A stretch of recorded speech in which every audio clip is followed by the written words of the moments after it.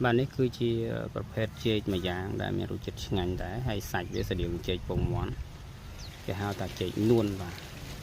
ចេក នួន ណា នៅ ដី របស់ ខ្ញុំ គឺ ខ្ញុំ យក ពូជ ពី តាកែវ មក ដែរ ចេក នេះ បាទ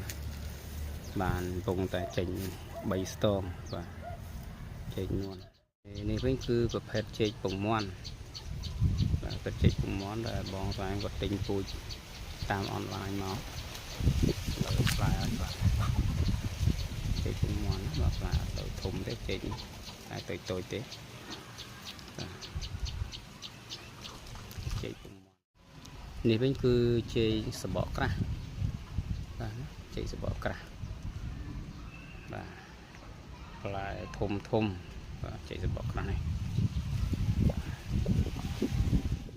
នេះ គឺ ចេក ដំបូង បាទ ប្រភេទ ចេក ដំបូង ដែល ខ្ញុំ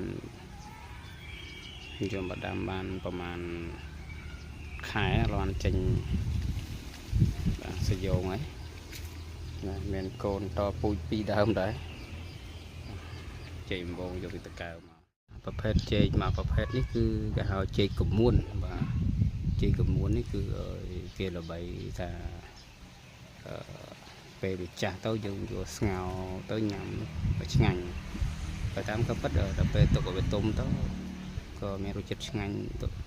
ដូច គ្នា បាទ មិនមែន ថា យើង ស្ងោរ ចាស់ បាត់ ឆ្ងាញ់ ទេ បាទ ចេក កមួន ដើម ធំ ណា បាទ ដើម ធំ ខ្ពស់ ហេតុ ទៀត បាទ មិនដឹង ជា ឈ្មោះ ចេក អី ទេ បាទ ខ្ញុំ អត់ ស្គាល់ ដែរ ណា បាទ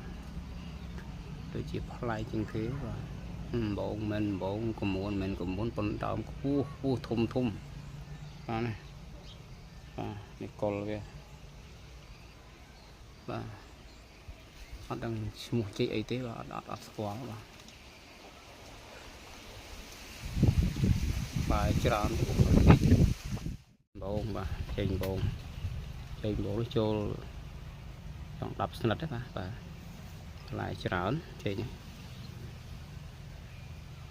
ចេក ដំបូង ទៅ នៅ កន្លែង ក្បែរ បកុន បង វា សម្បូរ ជាតិ ចេក ទឹក បាទ ចេក ទឹក ចិត្ត មាន រសជាតិ ឆ្ងាញ់ តែ យើង ចូល ចិត្ត ញ៉ាំ បាទ ហើយ ទៅ យក មក វា គឺ យើង អាច យក ទៅ ប្រើការ បាន ណា បាទ ទៅ ញ៉ាំ ទៅ បាទ ធ្វើ គ្រឿង ផ្សំ សម្រាប់ បាទ អាហារ របស់ យើង បាន ចេក ទឹក ណា ហើយ ច្រើន ដែរ